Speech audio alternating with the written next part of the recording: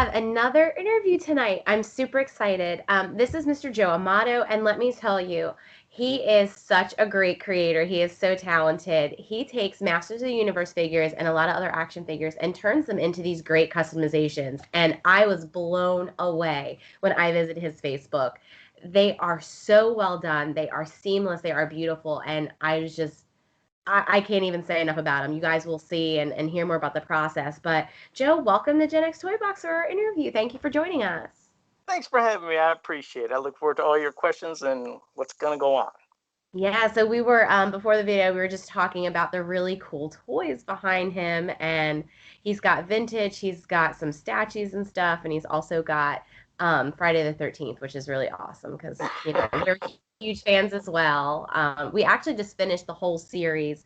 I think last year we watched all of them because we do a horror movie night in October. So what's your favorite? What's your least favorite? Least favorite, I would probably have to go with I think it's Jason X. That's the one where he's in space, right? Yes. Oh yeah, that one was pretty terrible. But sadly, the first Friday the 13th I have ever seen, I think was I want to say that was the first one that I've ever seen. Okay. Because that's like around the time period I started getting into horror movies. But I really like the original ones. Just like, and actually, no. Yeah, the original ones are my favorite. So. Yeah, because 7 and part 3 are my favorites. Part 7 and part 3, those are my favorits. So, all right. Just wanted to check. Just want to see what you hated and what you liked. Yeah, no, it's the one where he's in space. That's just ridiculous. There's no. Yeah, it wasn't too popular among people. Some people still liked it, and I mean, it was a cool design, I guess, to make for an action figure. But the movie was just so. So yeah, not many people flipped over it. Exactly. All right, so we'll get started. So I guess the first thing, so tell us a bit about like your first introduction to Masters of the Universe as as a show, as a toy line, and what made you like immediately hooked to it? It was the toys first. The thing was the art is just as important to Masters of the Universe as the toys are, because the art and the packaging and everything, it drew you to that product. I mean, just like I said, first the red brick design for just the card backs, it drew you in. Then you look at the back, and then just to see all the different card back art, the 8-bag cells, the different, just the designs just sucked you in the vehicles. Everything had a piece of art, and I think it's been treasured within the Masters of the Universe community that they love the art almost as much as the toys, just because it's just that eye-catching and sucks you, like I said, it just drew you in. But from there, then yes, got some comics, then here came the cartoon, and just I got to experience it all, and it stuck with me my whole life. There was a period to where, yes, I didn't have stuff like displayed in my house. And then when the new cartoon, the MYP cartoon came back and the 2000 X figures came back, it brought it back out. I was like, oh man, now I got to bring the vintage figures back out, and just this collection bug started again. Because I didn't collect anything, I think, until that. I was done. It was like He-Man, some random stuff in the 80s. Then I think when the Simpsons figures came out from Playmates, I was like, oh, those are kind of cool. But then it went right into the 2000X line and, well, Movie Maniacs. But yeah, I was not collecting, but it was a weird strike of certain different things that I collected. But yeah.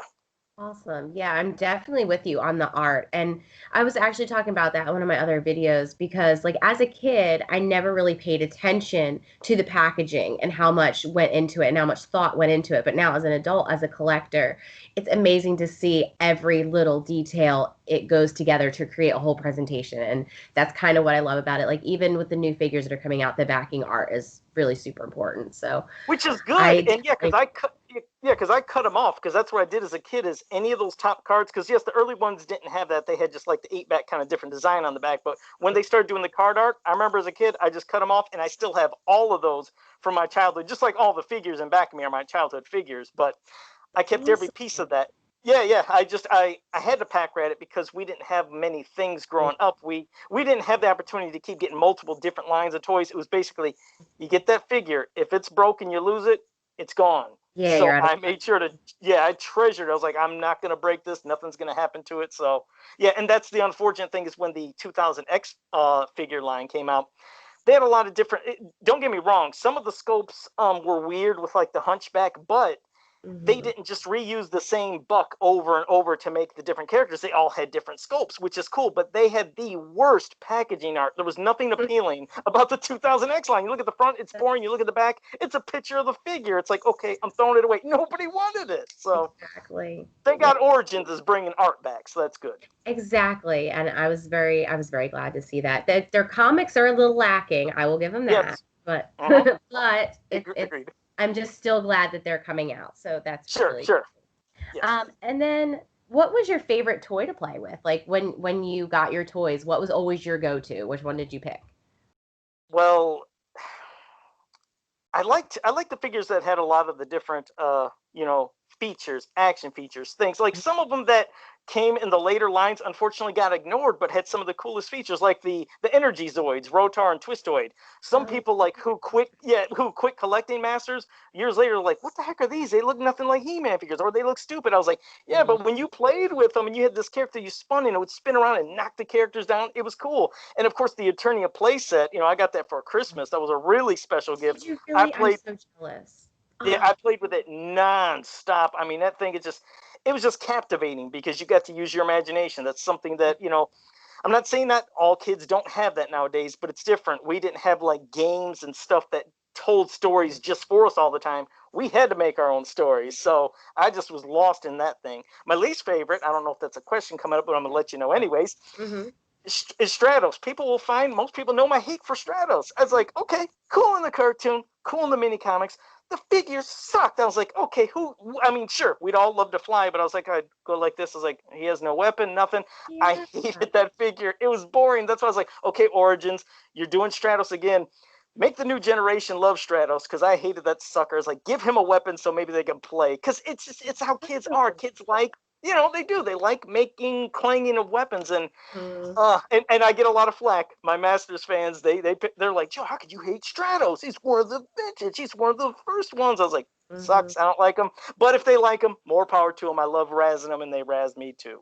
Yeah, it's actually kind of funny. My son really likes Stratos. He likes Stratos and Beastman, and he likes the newer one because it has like the armbands like come off and stuff. So he attaches it like everywhere, so it does not Oh, it that's never cool. stays in his arm. So that's his little accessory. But like yeah, that's oddly one of his favorites. He likes to see him fly around. So I don't know. Well, hey, see, now that's cool. It shows there are kids that do like doing that. And again, I always wished I could fly, but boy, Mm, do I hate that figure.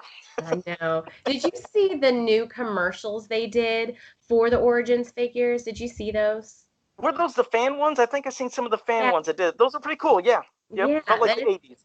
And it's really funny because if you look at the cartoons back then, I mean, and you look at the commercials back then, you can see the kids are so engaged and they are so thrilled to have this toy. Like you can tell this made their day. And like the Yeah. kids today that are doing it, they're just like, "Oh, okay, a plastic toy. I've got an iPad at home," like kind of thing. Yeah, And it's like they like, don't care. It's like you're right. They're not really engaged with, because you're right. The vintage figures, the Masters Universe, like that one little kid that would play Skeletor and go, rah, rah, made that face. You could tell they're acting it out and feeling like they're those characters. And those little kids, usually you don't give a crap about watching the kids in the commercial. Like, who cares? Show me the toys. But the kids did a great job in those the 80s commercials. I agree. they really did. Like it was just such a difference to see how generationally things have changed and like and toy wise, I mean there are no toys like Master of the Universe. There's nothing like that today and there's no toys made today that I can think of that surpasses like GI Joe and Transformers. And so it's just really different to see how kids react to it. So Yeah, and, I and love see, the hearing thing is, these. I don't think they have faith. I think the companies that put out cartoons and toys and everything just don't have faith in kids that they can use their imaginations and enjoy a fantasy cartoon. Yeah. Because when they say, "Hey, how can we modernize Masters of the Universe?" It's like, you can't, because it's fantasy. Yeah. Back then, it's the same thing. It would be the same thing now. It's a world that doesn't exist, with creatures, abilities, powers, and things that are beyond our imagination. It Yeah. makes you escape Earth. So it's not like they're just updating. Okay, it's Teenage Mutant Ninja Turtles, but yes, it's still on Earth. Let's do some cool new Earth sayings. When I'm watching He-Man, though, I don't want to be hearing Earth sayings and Earth vernacular. I want to feel like I'm in a different Yeah. world in somewhere else. That's very true. Yeah, I can definitely agree with that. Yeah. Um, so what other like cartoon shows, video games like served as an inspiration for you now? I see a lot of in your customizations, like I see some Ghostbusters, I see some video game stuff, some Street Fighter. Like, so what are the other things that inspire you now that you've been creating? Well, that's the thing. I mean, this first it was something I never thought I would be doing before I was doing customs. I worked in a factory for, almost 10 years. It was just doing shipping, receiving, warehousing. It was just just that was my job. That's how I had to pay the bills. But that place went out of business. After that, I said, I have no idea what I'm going to do, but I don't want to ever do this kind of work again. And I was on eBay just looking for He-Man stuff. Mm-hmm. And I came across a custom imp that somebody did where it looked like they just, took some Oh, clay or whatever the material was, put it together, sold it, and it went for like, I think $80. I was like, man, I've never done nothing like this, but I gotta try it. So I tried to make an imp, sculpt him. It went for 75. I was like, you know what? There are hundreds of characters from Masters of the Universe that were never made into figure form. that's I'm gonna true. see if I can make. I was like, I'm gonna see if I can make this my job because my love and passion for Masters, like I said, it's always been there. I Hmm. started doing it, and then fast forward almost 10 years later, I've been doing this full time for 10 years. And inspiration comes from, like you said, yeah, a lot of video games from the past and stuff from the present. Horror, because some of the first crossover customs I did was Jason Voorhees, who's my favorite horror character. I turned him into a He-Man figure almost like 8 years ago, maybe 9 years ago, and I kept doing different versions of them and like improving. But because I still got to keep improving my sculpting skills. Because by no means am I saying, hey, I'm the best customizer in the world. I always have stuff to learn, and I love learning, and I love this job. It's the best job I ever had. That's awesome. And that kind of like segues into my next question. So like what is the first piece that you remember customizing and what is that process like and how does it differ from the process that you have now? Like how have you grown? Well, here's the story. It's that imp. Imp is the Mhm. first thing I sculpted. Now, when I sold it on eBay, the customer said, could you make all 22, I think it was 22 forms at the time, 22 forms of imp? I was like, that's what I said. I said, wow. I said, wow. I was like, yeah, I could do that. So I went to the She-Ra cartoon, looked up every form he turned into, and I Mhm. was sculpting them. And as I was sculpting, my sculpting was improving. Then I Mhm. looked at that imp I did that I sold him. I said, that sucks. I want to make a better imp. So I sculpted a better imp. And I was like, hey, man, I was like, I got a deal for you. You want to just have this instead? I was like, I'm not charging anything extra. I was like, you take this one and I'll take the one that, I sold you. He's like, oh my God, yes. So I sold them. So in back of me, I still have that first imp, and it's an inspiration from where I started and where I still want to keep continuing to go. So I'm never ashamed to show my stuff when it's bad. So let me just do this so I don't knock anything over. I want to make sure I'm in range. Hold on, let me move this over and let me try to grab him Yeah. without knocking anything over. I got him. I got him. I got him. I got him. And I keep him in this little glass case. Hold on a second. And it's going to look horrible. I'll let you know that.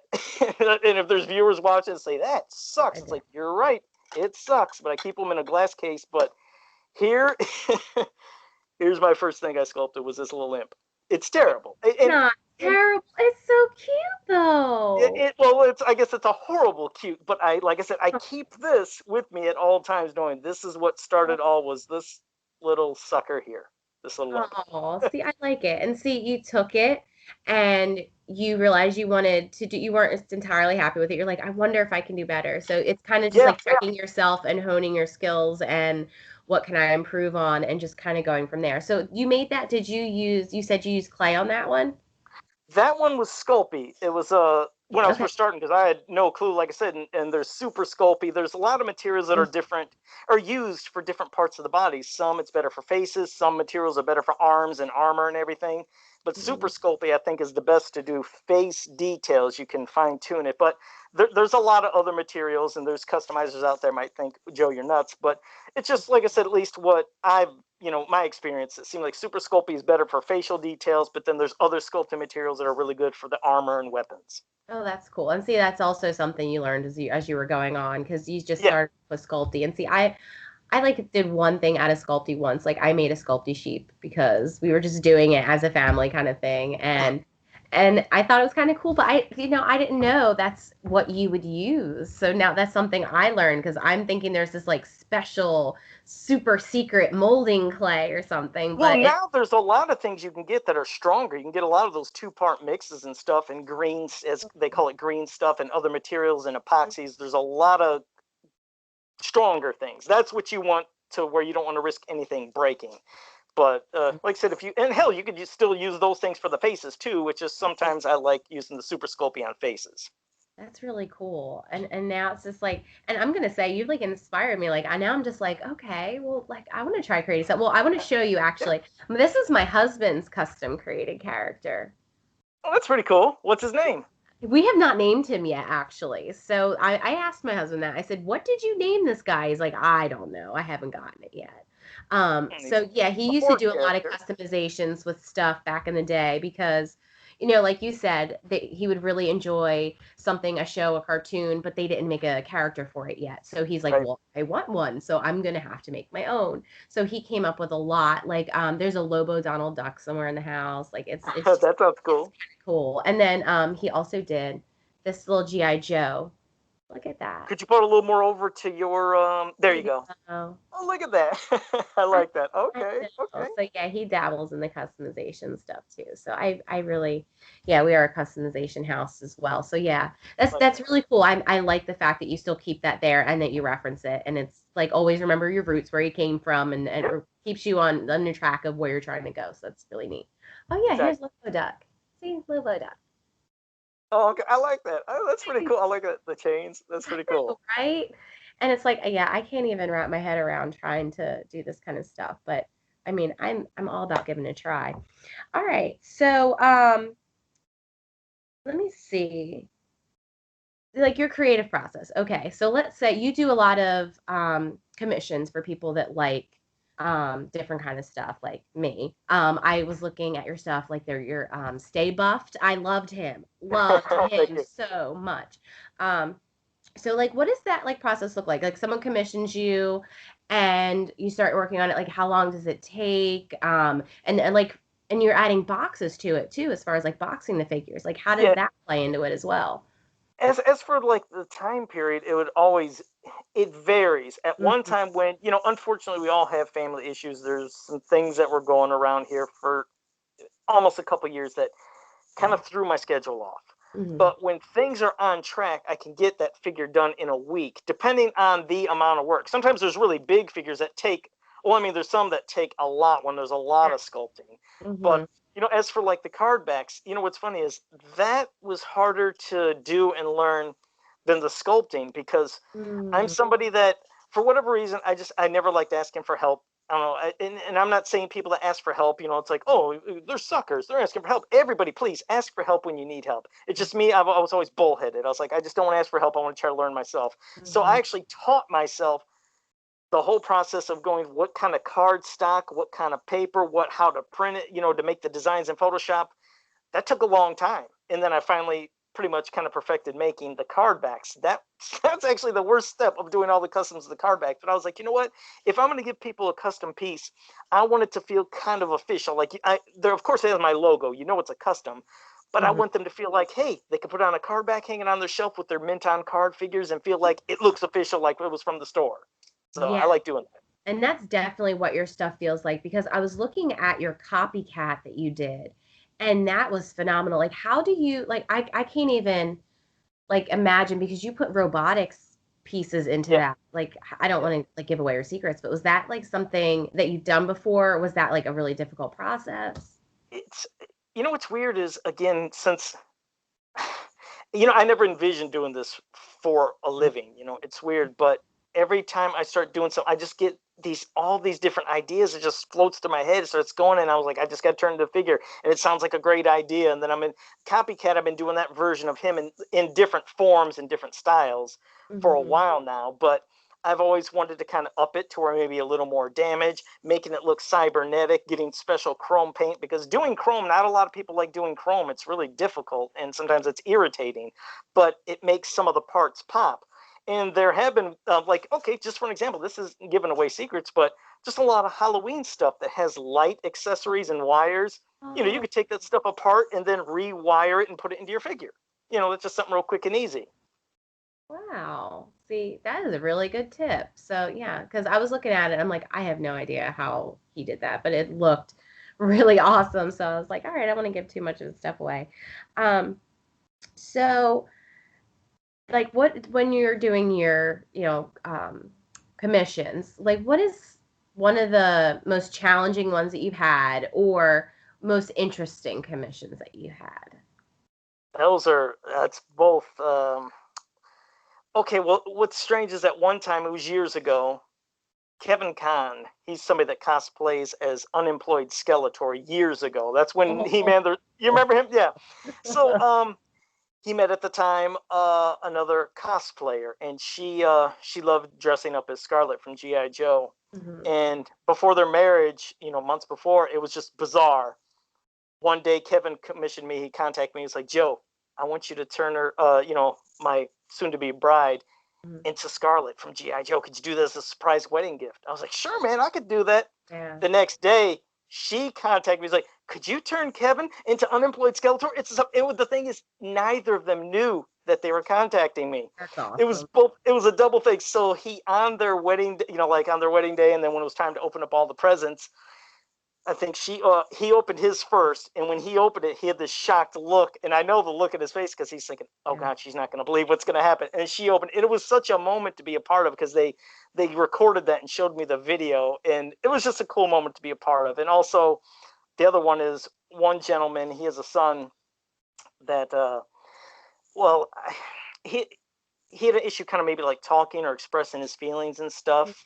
I couldn't remember the condition. I apologize. I can't remember what it was, what the condition is he has, but his son just isn't really open to maybe speaking a lot at that time. And he wanted me to turn his son into an action figure and be a He-Man figure. And so I turned his son into a He-Man figure, and he did a video, and he showed when his son opened it, and the smile and the expression in his face, and he's like, "Oh wow," it's like he was talking. I was like, "Oh man, it hit me right here," because I was like, his Yeah. kid who's not usually showing too much emotion, seeing himself as an action figure. So yeah, there's a lot of great moments like that. Yeah. That's great. And see, I would never think about something like that because that has to be so empowering for a child to see themselves as an action figure. And unfortunately, we've grown up in a house where all of our kids are jaded because like our son he's in a comic book and like, everyone is their own superhero in this house. But like I can't imagine for a child how empowering that must have been. So that's Yeah. that's Yeah. really great. And the fact that it means a lot to you shows a lot about your character. Yeah. So we need to talk about these two of your creations I saw scared the living daylights out of me because Grizzler and I are not friends. We do not get along. He scares the ever living daylights out of me. So you did a Critor, right? Yeah. And Exactly. let me tell you, I was typing up for this interview, getting everything ready, and then all of a sudden this little shriek came out of my body, and my husband, he's like, "What is wrong with you?" I was like, "You're never gonna believe this." So like so did you use the original fur from the Grizzlor and then just do the sculpt for the face with the Critor? And yeah, that was the thing. First, I remember always saying, and I know that Grizzlor, I think, came out just X amount of months. I think that figure came out before the movie Critters. But I remember always looking at the card back art for Grizzlor, and I was like, he looks like a critter. He looks like a critter. I would never stop saying this. So fast forward all these years, and I was like, I got to finally do this. I'm going to turn Grizzlor into Critor. So yes, I just completely removed the face, sculpted a new face. Mhm. I then had to dye his hair back and use a spray to keep it in that crazy pose as you've seen. Then I Mhm. sculpted the new kind of claws on his hands, gave him the paint design, and that one was tricky to do, but I wanted that hair to stay permanent in that position. But yeah, that Yeah. was one of my most liked, I think, customs in a while when I did that a while back too. Yeah, because we actually we got a bunch of Grizzlor bodies from our friend Eddie, and I actually wanted to dye his hair pink. So like, and we tried everything. Well, we didn't try like just doing the pink tie dye. Like, how did that dye process go for you? Because it was a nightmare for us. I could not get his hair bleached at all.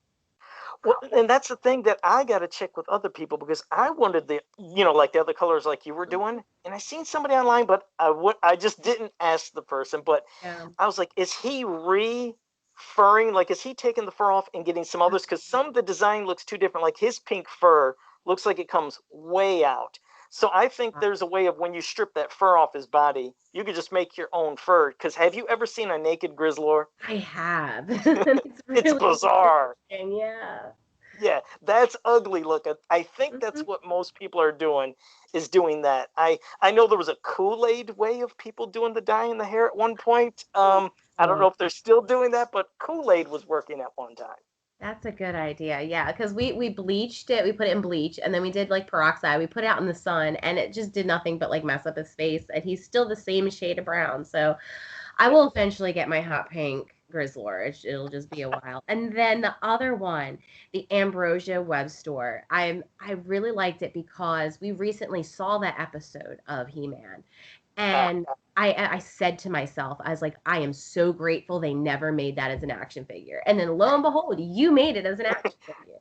it's a So creepy thing. Yeah. yeah, how did those legs go? Like that there are some huge spider legs. How long did that take? Like what did that process look like? Well, with that was just a different body. You can find multiples like the Gremlin spider figure. You could just, I mean, it costs a little more, but I mean, when you're selling them, you got to get your money back. So if it just costs more, that means you're gonna have to sell it for a little more. But the Gremlin spider body worked. At one time, there was an Empress spider figure from oh, I blanked out. She's the Queen Empress. Oh God, I sound like a nut. Anyway, she's a Queen Empress spider figure, but she cost a lot because I could only order her from England. For some reason, I was like, why is she not available in the United States? Did this not exist here? So that was like I think a $55 figure plus 20 shipping. So yeah, she cost me a lot. So I was like, I can't keep doing that because I was like, I can't keep ordering that Empress figure from England. So I just quit doing Yeah. it. Oh, yeah. So that was kind of my next question was so we did an interview with a local creator here. He's a 12-year-old that was doing a bunch of creations. His name was Lawson, and he was taking He-Man pieces and he was taking other pieces. So I'm guessing you do that as well. Like you find your inspiration from other action figures as well and use them. Oh yeah, I mean, well, yeah, exactly. There's for the main just He-Man customs in general. Hmm. I'll sculpt all over that to make the outfit. Like when I was doing Jason Voorhees, Hmm. I sculpted the head, I sculpted the removable mask, the outfit, and everything, and it's permanently sculpted, so you don't have to worry about losing parts. But Yeah.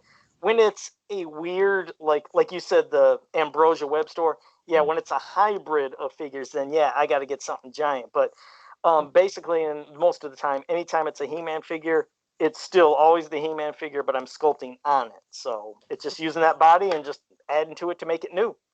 Yeah, because I was wondering about the what is it? It's the Bugs Bunny one. I just can't remember the name. He Bugs. And I was Oh yeah, wondering, I was yeah. like, did you take a head and just glue it on there? But no, it's so much more intricate than that. You actually sculpted that whole head. That is amazing. With those ones, yeah, it's sometimes I could find a head as an existing base that I build upon, or I just look at, like I said, something for reference, and you could sculpt Yeah. it because some of them they're a lot easier, believe it or not, to sculpt than you would think because you're just looking at a reference, you could do it. But sometimes when it's a character that has a lot of human details and features, Yeah. that's when it's tough, and I got to find, yes, a head from another figure, Mm. pop it on there, and then sculpt over because sometimes those are a chore to make those human faces.